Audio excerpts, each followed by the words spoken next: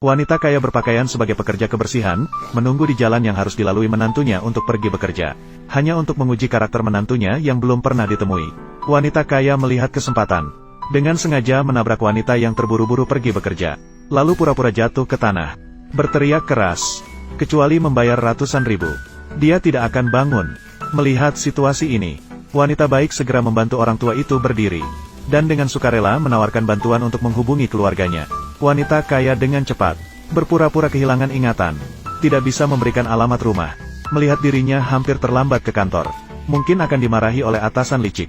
Wanita itu tak punya pilihan, harus membawa wanita kaya yang berpakaian sebagai pekerja kebersihan ke kantor terlebih dahulu. Dan berjanji, setelah pulang kerja, akan membantu mencarikan keluarganya. Di kantor, wanita itu menempatkannya di tempat kerjanya sendiri, bersiap untuk fokus bekerja. Namun, wanita licik dan manajer melihatnya. Dia justru memanfaatkan kesempatan untuk menyerang wanita.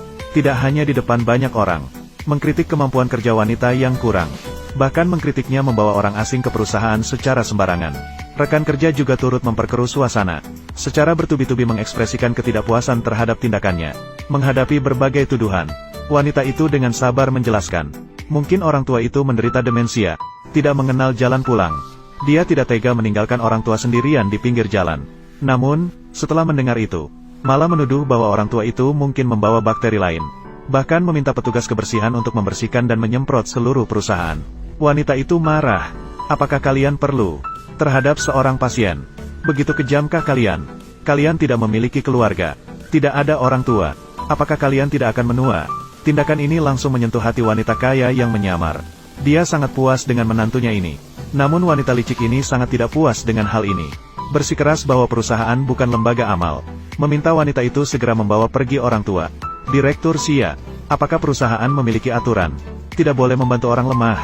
Bukankah kita masih didorong melakukan kebaikan lebih banyak? Sekarang sudah ada. Kamu, apa yang kamu lakukan? Direktur Xia adalah pimpinan tingkat atas perusahaan. Perkataannya bisa mewakili presiden. Jangan hanya bicara tentang peningkatan. Satu aturan perusahaan telah ditetapkan, yaitu membiarkan petugas keamanan langsung menyeret kalian keluar. Kalian juga harus patuh, mengerti? Bagaimana bisa? Karyawan departemen bisnis, semuanya memiliki karakter seperti ini. Dia akan datang sebentar, saat acara makan malam. Su Qinghuan, aku memberimu waktu 2 menit. Bawa nenek tua busuk itu pergi. Kalau tidak, kamu juga jangan berharap bisa bekerja lagi. Pergilah bersamanya. Pergilah mengemis di pinggir jalan. Siapa tahu, mungkin bisa menghasilkan lebih banyak dari sekarang. Xia Wanyu, jangan terlalu berlebihan. Selain memperlihatkan kekuasaan pimpinan, apalagi yang bisa kamu lakukan?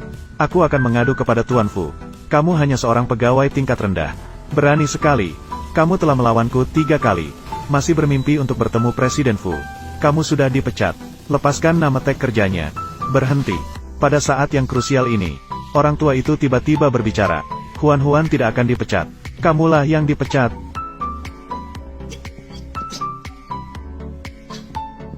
Chen Mo, aku tidak salah dengarkan.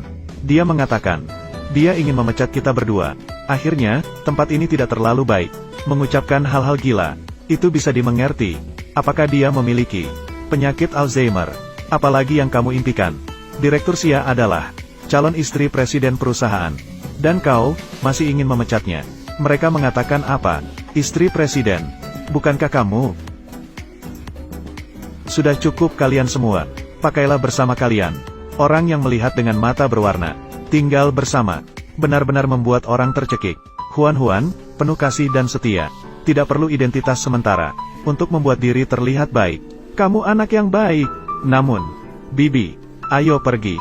Aku akan membantumu mencari keluargamu terlebih dahulu. Kamu mau pergi kemana? Kenapa harus pergi? Yang harus pergi, itu orang lain, kan?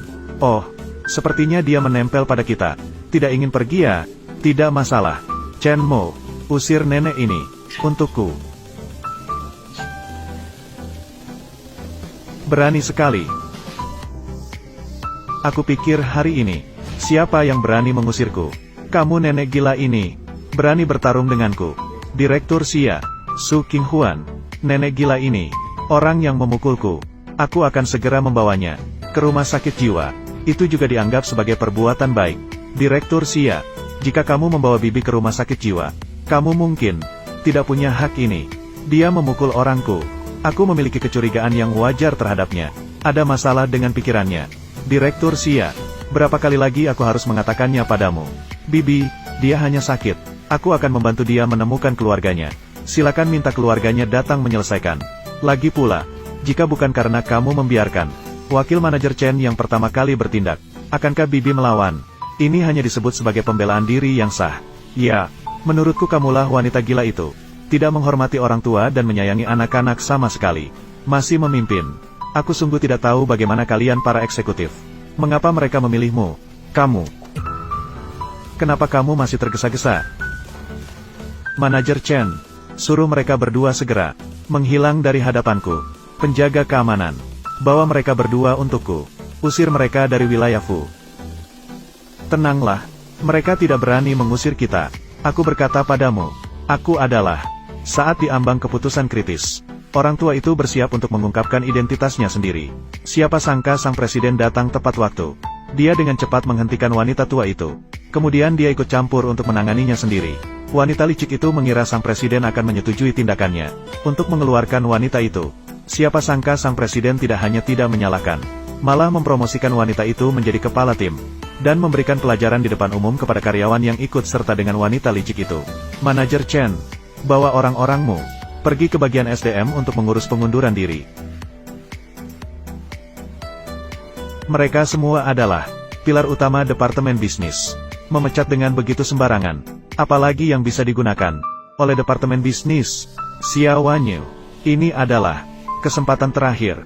Jika kamu membuat departemen bisnis menjadi kacau. Yanxi, maaf. Aku pasti akan berubah dengan baik. Maaf. Cepatlah meminta maaf kepada Bibi ini dan kepada Su Qinghuan. Ya. Bibi, aku minta maaf, maafkan aku. Fu Yanxi, mengapa sepertinya selalu membelaku? Mengapa hanya kamu yang minta maaf? Barusan beberapa orang masih ingin membawaku ke rumah sakit jiwa. Mengapa dia tidak minta maaf? Sialan, apakah ini akan berakhir? Direktur Xia, minta maaf.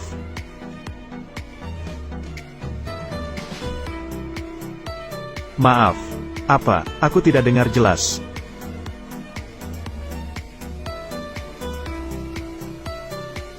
Maaf. 1, 2, 3. Berapa banyak dari kamu yang ada di sana? Maaf. Sudahlah. Berhenti di sini. Setiap orang, lakukan apa yang harus dilakukan.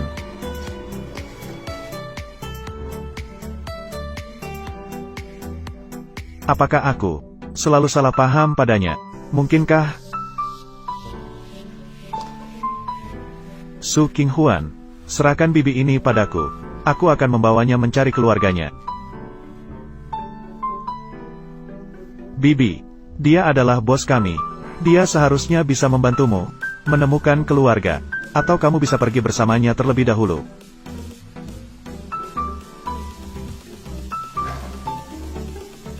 Kenapa? Kamu sangat dekat dengan ibumu. Bagaimana jika Huan mengetahuinya? Bukankah itu akan terbongkar? Ibu, apa sebenarnya yang ingin kamu lakukan? Aku ingin menguji menantuku. Kamu sudah mengujinya. Kamu juga melihatnya. Huan, dia orang yang sangat baik. Anakku cukup setia. Ibu, sungguh cukup. Baiklah, Huan adalah gadis yang baik. Tapi aku merasa, sepertinya dia tidak tahu. Kamu menyukainya. Ada lagi. Sepertinya tidak ada orang lain yang tahu juga. Dia adalah istri presiden. Kamu bilang kalian akan menikah. Mengapa begitu misterius? Aku tidak berani. Aku tidak tahu bagaimana cara memberitahu Huan. Aku juga takut jika identitasnya terbongkar, akan memengaruhi kehidupan Huan. Menyebabkan dampak. Kamu anakku kan? Mengapa begitu penakut? Baiklah, izinkan aku memberimu gambaran. Bagaimana kalau begini? Beberapa hari lagi adalah ulang tahunku. Aku akan mengadakan pesta ulang tahun. Saat itu aku akan mengumumkan kepada keluarga bangsawan besar. Huan adalah menantuku. Apakah ini terlalu langsung? Kalau dia tidak menerimanya, maka kamu ini tidak bisa begitu. Kamu sebenarnya bisa atau tidak? Aku bisa. Baiklah, sudah diputuskan begitu. Hei, Bu, kamu tidak boleh pergi.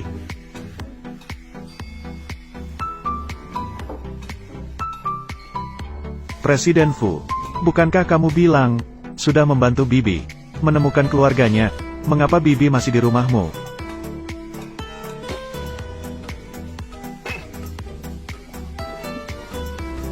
Dia adalah keluargaku. Hah? Dia adalah ibuku. Apa? Bibi adalah Nyonya Fu. Huan, maafkan aku. Bibi tidak bermaksud menipumu.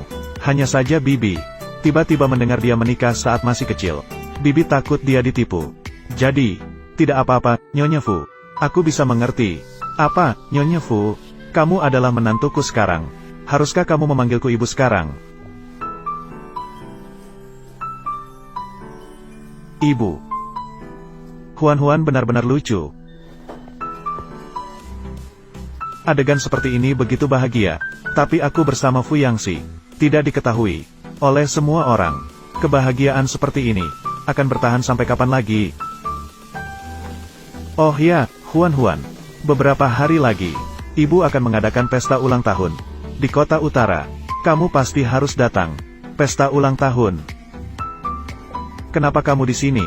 Tentu saja aku datang untuk ikut serta.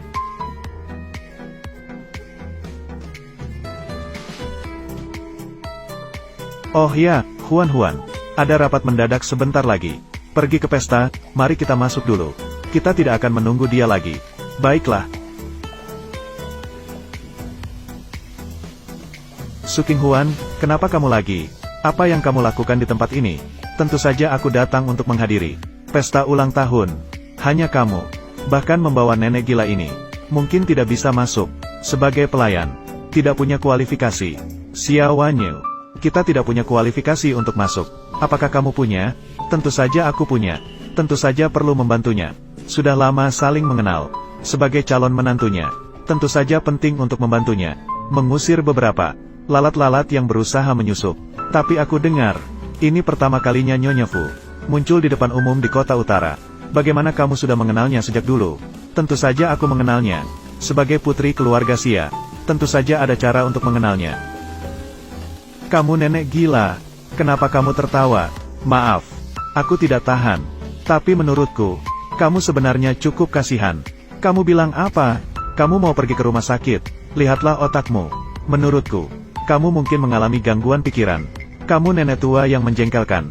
Berani mencela aku. Kamu sudah bosan hidup, kan? Penjaga keamanan, cepatlah datang. Usir kedua orang ini. Orang-orang seperti ini ingin masuk untuk mendekati orang berkuasa. Orang yang bermimpi untuk sukses dengan mudah. Aku sudah sering melihatnya. Kalian semua yang tidak tahu malu. Ini pertama kalinya aku melihatnya. Buang mereka keluar pintu hotel. Jangan mengganggu mata Nona Xia. Tunggu. Sebelum kalian bertindak, harus dipikirkan terlebih dahulu. Jika membuat marah orang yang seharusnya tidak dijadikan musuh, ada harga yang harus dibayar. Konsekuensi. Kamu sendirian. Ditarik keluar dari selokan oleh Suking Huan. Dan diselamatkan olehnya. Apa yang bisa kalian berikan sebagai imbalan? Kalian yang hanya makan tanpa bekerja.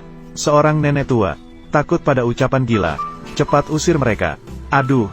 Kalian lebih baik menariknya atau menendangnya keluar. Ada apa? Wanita ini akan menanggungnya untukmu. Lagi pula, pastinya Nyonya Fu juga tidak ingin pestanya dihancurkan oleh dua orang miskin ini. Merusak suasana. Aku bilang Xiao Wanyu. Kau terus-terusan mengatakan, kau mengenal Nyonya Fu sendiri. Bukankah kau tahu, Nyonya Fu yang asli berdiri di depanmu sekarang. Suking Huan, apa maksudmu?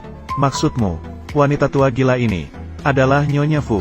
Suking Huan, kau tidak mungkin terpengaruh oleh orang tua ini. Terinfeksi penyakit gila, kan? Nona Xia, jangan dengarkan omong kosong mereka. Mereka hanya bermimpi di siang hari. Cepat usir mereka. Aku berkata padamu, aku adalah ibu rumah tangga Fu, Dai Mingzu. Jika kalian berani hari ini menyentuhku atau Huan, jangan salahkan aku jika aku tidak sopan. Sangat lucu. Bukankah sekarang masih siang? Apa? Kalian berdua, berhentilah bermimpi. Cepatlah, atau kalian akan merusak pesta ulang tahun Nyonya Fu. Apakah kalian bisa bertanggung jawab? Ikut aku. Lepaskan semua tanganmu.